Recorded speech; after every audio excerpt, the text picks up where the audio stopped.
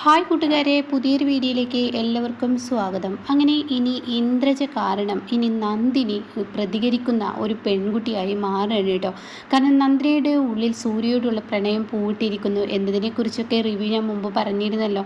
അങ്ങനെ നന്ദിനി ആത്മാർത്ഥമായി സൂര്യയെ സ്നേഹിക്കുകയാണ്. അങ്ങനെ നന്ദിനിയുടെ വീട്ടുകാരെ കൊണ്ടുവന്ന് ഒരു ദീപാവലി, അതായത് അവിടെ ഒരു ഫംഗ്ഷൻ വെക്കുകയാണ് സൂര്യ അവർക്ക് വേണ്ടിയിട്ട്. പിന്നീട് പടക്കം പൊട്ടിക്കലും പൂത്തിരി കത്തിക്കലും അങ്ങനെയൊക്കെ ഒരു സന്തോഷത്തിനിടയ്ക്ക് തൻ്റെ ഏട്ടൻ ഒരിക്കലും തന്നിലോട്ട് വരില്ല എന്ന് മനസ്സിലാക്കിയത് കൊണ്ടും, അതുപോലെ ഈ പറയുന്ന നന്ദിനിയെ ഒഴിവാക്കി ഇനി വേറൊരു വിവാഹം തൻ്റെ ഏട്ടന് കഴിപ്പിച്ചു കൊടുത്താൽ തീർച്ചയായും അതും പ്രശ്നമാവുമെന്ന് മനസ്സിലാക്കിയതും കൊണ്ട് തന്നെ പെട്ടെന്ന് എന്ത് ചെയ്യാണ്, എന്തായാലും വേണ്ടില്ല, ഇനി താൻ വൈകിക്കാൻ പാടില്ല, പെട്ടെന്ന് തന്നെ കാര്യങ്ങൾ തീരുമാനിക്കണമെന്ന് തീരുമാനിച്ചും കൊണ്ട് സൂര്യയെ കൊല്ലാനുള്ള ഒരു പ്ലാൻ ഇന്ദ്രജ ചെയ്യുന്നതിനെക്കുറിച്ച് ഞാൻ തൊട്ടു മുന്നേ റിവ്യൂ പറഞ്ഞിരുന്നല്ലോ.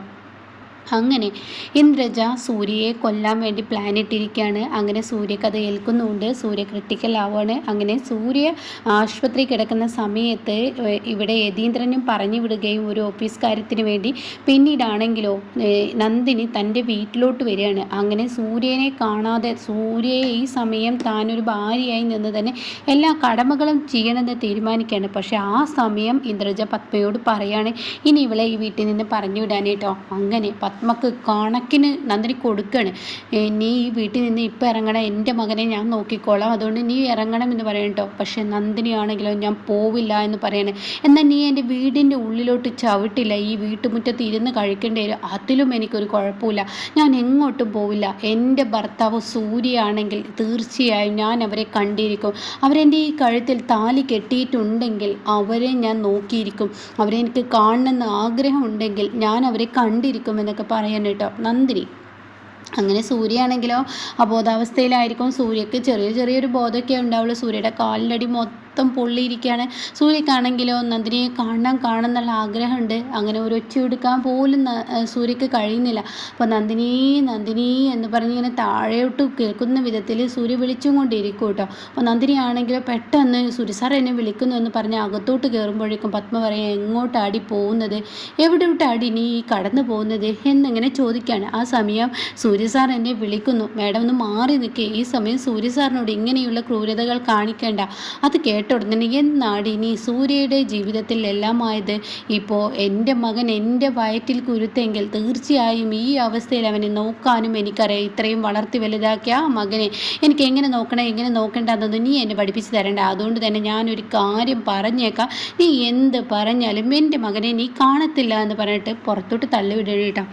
അങ്ങനെ ഈ നന്ദിനി ആണെങ്കിലോ പുറത്തിരിക്കുകയാണ്. അപ്പോഴേക്കും ഇന്ദ്രജയാണെങ്കിലോ ഒരു പായയും ഒരു തലയണൊക്കെ എടുത്തു കൊണ്ടുവന്നിട്ട് ഇവിടെ ഇങ്ങനെ തൻ്റെ ഭർത്താവ് വിജയോട് പറയാണ്, വിജയ് ഈ വാതിൽ പടിക്കൽ നിങ്ങൾ കിടക്കണം.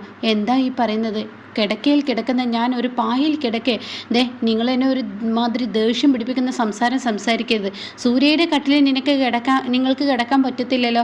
സൂര്യയുടെ അവസ്ഥ എന്താ ഡോക്ടർ പറഞ്ഞിരിക്കുന്നത്, സൂര്യ ഒരിക്കലും കാല് നിലത്ത് കുത്തരുത്, നിലത്ത് കുത്തിയാൽ ആ മുറിവ് പിന്നെയും പഴുക്കും, അപ്പോൾ അവൻ്റെ അവസ്ഥ മോശമാവും. അപ്പോൾ അങ്ങനെ എന്തെങ്കിലും ചെയ്തിട്ടുണ്ടെങ്കിൽ അവൻ തട്ടിപ്പോകുന്നതിലല്ല സങ്കടം, അമ്മ നമ്മളെ വഴക്ക് പറയും, അപ്പോൾ അതില്ലാതിരിക്കാൻ നിങ്ങൾ ഇവിടെ കിടക്കണം. അതുമാത്രമല്ല നന്ദിനിയോ ആരെങ്കിലും ഈ റൂമിലോട്ട് കയറാനും പറ്റത്തില്ല എന്ന് പറയുന്നേട്ടോ. അങ്ങനെ ഈശ്വര, എന്തൊരു ദുർവിധിയാണ്, ഇവന് ഈ അവസ്ഥ വരുത്താൻ കാരണം ഞാൻ തന്നെയാണ്. പക്ഷേ ഈ അവസ്ഥ ഞാൻ കാരണമായെങ്കിലും ഇപ്പോൾ എനിക്കാണല്ലോ പണി കിട്ടിയിരിക്കുന്നത്, എന്തോ ഒരു കഷ്ടമാണ് എന്നൊക്കെ ഇങ്ങനെ വിജയ് തനിയെ പറയാണ് കേട്ടോ. അങ്ങനെ വിജയ് എന്ത് ചെയ്യാണ്, ദേഷ്യത്തോടു കൂടി വിജയ് ഒരു പായൊക്കെ വിരിച്ച് താഴെ കിടക്കുമ്പോൾ വിജയ്ക്ക് മേലെ മൊത്തം വേദനയാവുകയാണ്. വിജയ്ക്ക് കഴിയുന്നില്ല. അപ്പോൾ നന്ദിനിയാണെങ്കിലോ ഈ സമയമൊക്കെ സൂര്യ നന്ദിനി നന്ദിനി എന്ന് പറഞ്ഞ് വിളിക്കുന്നുണ്ട് കേട്ടോ. അപ്പോൾ ഈ വിളിക്കുമ്പോൾ ഇവരെന്ത് ചെയ്യുന്നു, സൂര്യക്ക് ഉറങ്ങിക്കിടത്താനുള്ള ആ മരുന്ന് കൊടുക്കുകയാണ്. അതായത് ഒരു അരപ്പുട്ട് കാപ്പുട്ടൊക്കെ ആയിട്ടാണ് കൊടുക്കുന്നത്, ഫുൾ ഡോസ് കൊടുക്കില്ല. കാരണം ഒരൊറ്റ ഉറങ്ങും എന്ന് മനസ്സിലാക്കിയത് കൊണ്ട് അപ്പോഴത്തെ ഒരു മയക്കം അന്ന് എന്ന് പറയുന്നത് പോലെ. അപ്പോഴേക്കും നന്ദിനി നന്ദിനി എന്ന് പറഞ്ഞ് സൂര്യ വിളിക്കുമ്പോൾ ഉടൻ തന്നെ നന്ദിനി എന്ന വിളി കേൾക്കുമ്പോൾ നന്ദിനി വീണ്ടും ഉള്ളിലോട്ട് ഓടി വരിക. അപ്പോഴേക്കും പത്മക്ക് വീണ്ടും ദേഷ്യം വന്ന് പത്മ പറയണം, ഇനി എന്നെ മറികടന്ന് പോകാനുള്ള ധൈര്യം നിനക്കായോ എന്ന് ചോദിക്കുക. അങ്ങനെ പത്മ ഇത് പറയുമ്പോൾ നന്ദിനിക്ക് അകത്ത് കയറാൻ പറ്റുന്നില്ല. നന്ദിനി പിന്നെയും വീട്ടുമുറ്റത്തോട്ട് പോവുകയാണ്. അങ്ങനെ 1 മണിയായി, 2 മണിയായി, 3 മണിയായി. ഓരോ മണിക്കൂർ കൂടുമ്പോഴും സൂര്യക്ക് വീണ്ടും ബോധം വരും. സൂര്യ വീണ്ടും നന്ദിനി നീ എവിടെയാ നന്ദിനി എന്ന് പറഞ്ഞ് വിളിക്കുമ്പോൾ വിജയ് വീണ്ടും മരുന്ന് കൊടുക്കണം കേട്ടോ. അങ്ങനെ നന്ദിനി താഴെ ഇരുന്ന് കരയാണ്. എൻ്റെ സൂര്യ സാറിന് ഈ ഒരു അവസ്ഥ എത്തിയിട്ടും ആ മനുഷ്യനൊന്ന് കാണാൻ പോലും എനിക്ക് പറ്റിയില്ലല്ലോ. എൻ്റെ കൂടെ ഇങ്ങനെ പൂത്തിരി കത്തിക്കാനൊക്കെ നിന്നിരുന്ന ആ ആള് കഴിഞ്ഞു എന്ന് പറഞ്ഞിട്ട് അതെടുക്കാൻ പോയ സമയത്ത് ഇന്ദ്രജ മനഃപൂർവ്വം ചെയ്തതാണ് രാജുവേട്ടാ. എനിക്കെൻ്റെ സൂര്യ സാറിനെ കാണണം, അതിനെന്താ വഴിയെന്ന് ചോദിക്കുകയാണ് കേട്ടോ. അത് കേൾക്കുന്ന രാജു പറഞ്ഞു കൊടുക്കുകയാണ്, അതിനെന്താ വഴിയെന്ന് നീ എന്നോടാ ചോദിക്കുന്നത്? നീ ആരാ ഈ വീട്ടിലെ? ഞാൻ ആര്? ഞാനൊരു വീട്ടുവേലക്കാരിയല്ലേ? അത് നീ പറയുന്നതല്ലേ. നിന്നെ സൂര്യ സാർ ഏത് തരത്തിലാണ് കാണുന്നത്? നീ സൂര്യ സാറിനെ ഏത് തരത്തിലാണ് കാണുന്നത്? അത് പിന്നെ എൻ്റെ കഴുത്തിൽ താലി കെട്ടിയ പുരുഷൻ എന്ന നിലക്ക് അങ്ങനെ നീ കാണുന്നുണ്ടെങ്കിൽ ഈ സമയം, ഈ ആപത്ത് സംഭവിക്കുന്ന സമയത്ത് സൂര്യൻ നിന്നെ ഊണിലും ഉറക്കത്തിലും എന്ന് പറയുന്നത് പോലെ അത്രയും അവസ്ഥയിൽ കിടക്കുമ്പോഴും അവൻ നന്ദിനി നന്ദിനി എന്ന പേരാണ് വിളിക്കുന്നതെങ്കിൽ നീ അവിടെ വേണ്ടേ? അതിന് രാജുട്ട ഞാൻ എങ്ങനെ പോവും? പത്മ മേഡം എന്നെ എതിർക്കാനായിട്ട് ഉമ്മറത്ത് തന്നെ ഇരിപ്പല്ലേ, ആ സിറ്റ് ഔട്ടിൽ തന്നെ ഇരിക്കുന്നില്ലേ, പിന്നെ ഞാൻ എങ്ങനെ പോവും? അതൊന്നും നന്ദിനി അവിടെ വിഷയമല്ല. നീ നേരത്തെ ഈ വീട് വിട്ടിറങ്ങാൻ നിന്നോട് പത്മ മേഡം പറഞ്ഞപ്പോൾ ഈ ഗേറ്റിൻ്റെ വെളിയിലോട്ട് നിന്നെ തള്ളാൻ നോക്കിയപ്പോൾ നീ പത്മ മേഡത്തിന് കൊടുത്ത ശിക്ഷ എന്താ? നീ അവരുടെ നേർക്ക് ഒച്ചയെടുത്തപ്പോൾ ഞാൻ പോവില്ല, അതിന് നിങ്ങൾക്ക് യാതൊരുവിധ അവകാശവുമില്ല, ഇത് എൻ്റെ വീടാണെങ്കിൽ, എൻ്റെ കഴുത്തിൽ താലി കെട്ടിയവൻ്റെ വീടാണെങ്കിൽ തീർച്ചയായും ഞാൻ ഈ വീട്ടിൽ നിൽക്കുമെന്നല്ലേ പറഞ്ഞത്? അപ്പം പിന്നെ എന്താ നന്ദിനി കണ്ടതൊന്നും നീ അങ്ങനെ ഒരു പ്രതികരിച്ച നന്ദിനിക്ക് എന്താ ഇപ്പോൾ പ്രതികരിക്കാൻ കഴിയാത്തത്? അത് കേട്ട ഉടൻ തന്നെ നന്ദിനി പറയാണ്, രാജോട്ടാ എനിക്ക് അപ്പോഴേ എവിടുന്ന ആ ഒരു ശക്തി വന്നെന്ന് എനിക്കറിയില്ല, അങ്ങനെയൊക്കെ പറഞ്ഞു പോയി. സൂര്യ സാറിനെ ഈ ഒരു അവസ്ഥയിൽ കണ്ടിട്ട് ഞാൻ ഇങ്ങോട്ടൊന്നുമില്ലാതെ പോവാനാണ്, അപ്പോൾ എനിക്ക് കഴിയില്ല. എന്നാൽ ഇവിടെ കിടക്കുമ്പോൾ സൂര്യ സാറിൻ്റെ സൗണ്ടെങ്കിലും എനിക്ക് കേൾക്കാമല്ലോ എന്ന് പറയാം. അതിലെന്ത് കാര്യം? സൂര്യയുടെ മനസ്സിന് ആദ്യം സമാധാനമാണ് വേണ്ടത്. മനസ്സിന് സമാധാനവും സന്തോഷവും കിട്ടിക്കഴിഞ്ഞാൽ തീർച്ചയായും സൂര്യയുടെ മുറിവുണങ്ങും. അതിനെ മനസ്സിലാക്കി നന്ദിനി എന്ന് പറയണേട്ടോ. അങ്ങനെ നന്ദിനിക്ക് കഴിയുന്നില്ല, പത്മയെ എതിർത്ത് പോകാൻ കഴിയുന്നില്ല. പത്മയെ എതിർക്കുമ്പോൾ നന്ദിനിയുടെ ഉള്ളൊന്ന് പിടയാണ്. ഒരു അമ്മ ഇല്ലാത്ത നന്ദിനിയാണ്. അതുകൊണ്ട് തന്നെ അമ്മയെ പോലെ കണക്കാക്കിയ പത്മയെ എതിർത്ത് പോകുമ്പോൾ അതൊരു വിഷമമല്ലേ? അങ്ങനെ ഇന്ദ്രജയാണെങ്കിൽ നോക്കായിരുന്നു എന്ന ലെവലിൽ ഇരിക്കുകയാണ്. അങ്ങനെ വീണ്ടും സൂര്യ രാവിലെ പുലർച്ചെയായി തുടങ്ങുകയാണ്. സൂര്യ വീണ്ടും നന്ദിനി നന്ദിനി എന്ന് പറഞ്ഞ് വിളിച്ചും കൊണ്ടിരിക്കുക. നന്ദിനി നീ എവിടെയാ? നന്ദിനി നിന്നെ എനിക്ക് കാണണം, നീ എവിടെയാ എന്ന് പറഞ്ഞിട്ട് ഇങ്ങനെ വിളിക്കുന്നുണ്ട്. ഇതിനിടക്കാണെങ്കിലോ യതീന്ദ്രൻ ഒത്തിരി തവണ രാജുവിൻ്റെ ഫോണിലോട്ട് വിളിച്ചും കൊണ്ടിരിക്കുകയാണ്. നന്ദിനിയുടെ ഫോണാണെങ്കിലോ ആരും അറിയാതെ ഇന്ദ്രജ അത് ഒരു സൈഡിലോട്ട് മാറ്റിയിട്ടുണ്ടാവും കേട്ടോ.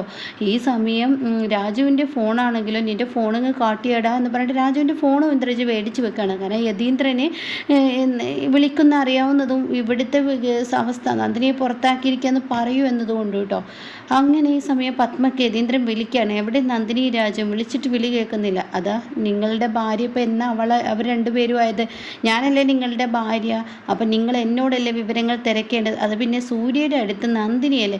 അത് എന്ന് വെച്ച് ഞാൻ അവൻ്റെ അമ്മയല്ലേ? നന്ദിനി എന്ന് വന്നു? ഇന്നലെ കയറി വന്നവളെയാണോ നിങ്ങൾ പ്രാധാന്യം നൽകേണ്ടത്? ഞാൻ അവൻ്റെ അമ്മയല്ലേ? അത് പിന്നെ നിന്നെ അവനെ അമ്മയായി കാണുന്നില്ലല്ലോ, നിന്നോട് അവന് സ്നേഹമില്ലല്ലോ, നിനക്ക് അവൻ്റെ അരികിലോട്ട് പോകാൻ പറ്റത്തില്ലല്ലോ. ഏറ്റവും കൂടുതൽ നിന്നെയൊക്കെ കൂടുതൽ സ്നേഹിക്കുന്ന നന്ദിനിയല്ലേ സൂര്യ? എൻ്റെ മനുഷ്യൻ എന്നെ നിങ്ങൾ ദേഷ്യം പിടിപ്പിക്കണ്ട. നിങ്ങൾക്കിപ്പം നന്ദിനിയുടെ ഫോൺ എന്തായെന്ന് അറിയാനാ? അവളുടെ ഫോണിലോട്ട് അവളെ വിവരം നിങ്ങൾ അറിയണമെന്നുണ്ടെങ്കിൽ നിങ്ങൾ അങ്ങോട്ടേക്ക് വിളിച്ചോ എന്ന് പറഞ്ഞ് ഒച്ചയെടുത്ത് പെട്ടെന്ന് ഫോൺ വെക്കാൻ കേട്ടോ. അപ്പോൾ ഈ സമയം കാണാം സൂര്യ നന്ദിനി എന്ന് പറഞ്ഞ് വിളിക്കുകയാണ് കേട്ടോ. അങ്ങനെ ഇവിടെ ഈ നന്ദിനിയാണെങ്കിലോ നേരം വെളുക്കാൻ നേരം ആയതുകൊണ്ട് തന്നെ ചൂലെടുത്ത് മുറ്റങ്ങനെ അടിച്ചു വാരുകയാണ്. ആ സമയമാണ് നന്ദിനി നന്ദിനി ഞാനിപ്പോൾ എഴുന്നേറ്റ് വരൂ കേട്ടോ, നന്ദിനി നീ എവിടെയാ എന്ന് പറയാണ്. അപ്പോഴേക്കും രാജു ഇങ്ങനെ പതിയെ മരുന്നുമായി വരികയാണ്. അപ്പോൾ സൂര്യക്കാണെങ്കിലോ ആ മുറിവിൽ നിന്ന് ഒരു ദിവസം കഴിഞ്ഞതുകൊണ്ട് തന്നെ ചെറിയൊരു എനർജി കിട്ടിത്തുടങ്ങണം. അങ്ങനെ രാജു ഈ മരുന്നുമായി വരുമ്പോൾ മരുന്ന് കഴിക്കും സൂര്യ എന്ന് പറഞ്ഞിട്ട് രാജു ഈ ഉറക്ക മരുന്നാണ് അത് സൂര്യക്ക് അറിയില്ല. അങ്ങനെ വായിലോട്ട് വെക്കുമ്പോഴേക്കും രാജുവിൻ്റെ കരണത്ത് ഒരൊറ്റ അടിയാണ്ട് അടിക്കുക. മര്യാദക്ക് പോകുന്നുണ്ടോ? എൻ്റെ നന്ദിനി എവിടെ? നന്ദിനിയെ കാണാതെ ഞാൻ ഇവിടെ കിടക്കത്തില്ല, ഞാനിപ്പോൾ ഈ കട്ടിലിൽ നിന്ന് എണീക്കണോ? അപ്പോഴേക്കും ഇന്ദ്രജയും വേദയൊക്കെ ഓടി എത്തുകയാണ് കേട്ടോ. എന്താ ഏട്ടാ കാണിക്കുന്നത്? എന്നാൽ നന്ദിനി നന്ദിനി എന്നല്ല വിളി കൂടുന്നത് കൊണ്ട് തന്നെ പുറത്ത് നന്ദിനിക്ക് സഹിക്കാൻ കഴിയുന്നില്ല. നന്ദിനി ആ ചൂലുമായി പെട്ടെന്ന് അകത്തോട്ട് ഓടി വരികയാണ്. അപ്പോൾ പത്മ എങ്ങോട്ടാടി? എത്ര വട്ടമായി നീ ഓടി വരുന്നത്? എന്നിട്ട് ഒരു തവണയെങ്കിലും നിനക്ക് എൻ്റെ വീട്ടിലോട്ട് കയറാൻ കഴിഞ്ഞോ? എന്നിട്ട് നീ എന്തിനാ വീണ്ടും ഇങ്ങോട്ടേക്ക് വന്നിരിക്കുന്നത്? അടിച്ചു വാരുന്ന ചൂലുമായാണോ നീ ഇങ്ങോട്ടേക്ക് വന്നത് എന്ന് പറയുമ്പോൾ ഉടൻ തന്നെ നന്ദിനിക്ക് അങ്ങ് ദേഷ്യം പിടിക്കാൻ കേട്ടോ. നന്ദിനി, ഞാൻ എണീക്കണോ എന്ന് ചോദിക്കണം. അപ്പോൾ ഡോക്ടർ പറഞ്ഞ അക്കാര്യത്തെക്കുറിച്ച് രാജു പറയുന്നുണ്ട്. ഒരിക്കലും സൂര്യ കാല് നിലത്ത് കുത്തരുത്, മുറിവ് ഉണങ്ങുന്നത് വരെ. അതുവരെ സൂര്യയെ കട്ടിലേക്ക് ഇടുന്ന തന്നെ നോക്കിക്കഴിഞ്ഞാൽ പെട്ടെന്ന് മുറിവ് ഉണങ്ങുമെന്ന് കേട്ടോ. അപ്പോൾ നന്ദിനി, ഞാൻ താഴോട്ട് വരികയാണ്, നീ എവിടെയാ, നിന്നെ കാണുന്നില്ല എന്നൊക്കെ പറഞ്ഞിട്ട് സൂര്യ അലറി വിളിക്കുമ്പോഴാണ് പത്മ ഇവിടെ നന്ദിനിയെ തടയുന്നത് കേട്ടോ. തൻ്റെ കയ്യിലുള്ള ആ ചൂലുമായിട്ട് ഇത് അടിച്ചു വരുന്ന ചൂലാണ്. ഇതുകൊണ്ട് പല ഉപയോഗങ്ങളും ഉണ്ടെന്ന് നിങ്ങൾ മനസ്സിലാക്കണം. ഇത് മുറ്റം തൂത്തുവാരാൻ മാത്രം ഉപയോഗിക്കുന്ന ചൂലല്ല. എൻ്റെ ഭർത്താവ് എന്നെ കാണണമെന്ന് ആഗ്രഹിക്കുന്നുണ്ടെങ്കിൽ, ആ മനുഷ്യന് ഈ അവസ്ഥയിൽ കിടക്കുന്നുണ്ടെങ്കിൽ തീർച്ചയായും ഞാൻ അയാളുടെ അരികത്ത് വേണമെന്ന് അയാൾ ആഗ്രഹിക്കുന്നുണ്ടെങ്കിൽ അദ്ദേഹത്തിൻ്റെ അരികിലോട്ട് ഞാൻ മാറി നിൽക്കുന്നുണ്ടോ? ഈ ചൂല് കൊണ്ട് നിങ്ങൾ എന്നെ വെറുതെ ദേഷ്യം പിടിപ്പിക്കരുത്. ഞാൻ നിങ്ങളുടെ പദവിയും അതുപോലെ തന്നെ നിങ്ങൾ സൂര്യ സാറിന് ആരാണെന്നും ഒക്കെ ഞാൻ മറക്കും. ഒരമ്മയില്ലാത്ത പെൺകുട്ടിയാണ്. അമ്മയെ കിട്ടാൻ ഒരുപാട് ആഗ്രഹിച്ചിട്ടുണ്ട്, അമ്മയുടെ ലാളനയും. അതുകൊണ്ട് തന്നെ ആ ഒരു ബഹുമാനം കൊണ്ടാണ് നിങ്ങളെ ഇത്രയും തന്നെ നിങ്ങൾ കാട്ടിക്കൂട്ടുന്ന പ്രവൃത്തിക്ക് എതിർക്കാതിരുന്നത്. ഇനി ഞാൻ എതിർക്കാതിരുന്ന ഞാൻ സൂര്യ സാറിനോട് ചെയ്യുന്ന വലിയൊരു തെറ്റ് ആയിരിക്കും. എൻ്റെയും എൻ്റെ കുടുംബത്തിനും വേണ്ടി ഒരുപാട് നല്ല കാര്യങ്ങൾ സൂര്യ സാറ് ചെയ്തു തന്നിട്ടുണ്ട്. അതുകൊണ്ട് ഈ ചൂല് നിങ്ങളുടെ ദേഹത്ത് വെക്കേണ്ടെന്നുണ്ടെങ്കിൽ മാറി നിൽക്കുന്നുണ്ടോ എന്ന് പറഞ്ഞിട്ട് നന്ദിനി എന്ത് ചെയ്യുന്നു? പത്മയെ ഒരൊറ്റ തള്ളങ്ങ് തള്ളിയിട്ട് നന്ദിനി അകത്തോട്ട് കയറിപ്പോവാണിട്ടാ. ഇതേ സമയം ഇന്ദ്രജ ഇറങ്ങി വരികയാണ്. എന്താടി നീ കാണിക്കുന്നതെന്ന് പറയുമ്പോഴേക്കും ഇന്ദ്രജയോട് പറയാണ്, ഹോസ്പിറ്റലിൽ വെച്ച് നിന്റെ കരണം നോക്കി ഒന്നും ഞാൻ തന്നതല്ലേ, ഇനി ചൂല് വെച്ച് നിനക്ക് അടി കിട്ടണ്ടാവുന്നുണ്ടെങ്കിൽ മാറി നിൽക്കടി എൻ്റെ മുന്നിൽ നിന്ന്. കുറേ നേരമായി അമ്മയും മകളും കൂടി എന്നെ ഇട്ട് ബുദ്ധിമുട്ടിക്കുന്നതെന്ന് പറഞ്ഞിട്ടാ. ഇത് കാണുന്നതിനോടുകൂടി വിജയ് ഓടുകയാണ്. ഇങ്ങനെ ഒരു നന്ദിനിയെ കണ്ടിട്ടില്ല. പത്മക്കാണെങ്കിൽ ചലിക്കാൻ കഴിയുന്നില്ല. പത്മ മുന്നോട്ടൊരു അടി കാല് വെക്കാൻ പറ്റുന്നില്ല. ഇങ്ങനെ ഒരു നന്ദിനിയെ കാണാത്തത് കൊണ്ട് തന്നെ പത്മ ആകെ ഒരു തരം ഷോക്കേറ്റതുപോലെ വെറും കളിച്ച് നിൽക്കുന്ന ആ ഒരു എപ്പിസോഡൊക്കെ നമുക്ക് മുന്നിൽ വരാനിരിക്കുന്നുണ്ട് കേട്ടോ.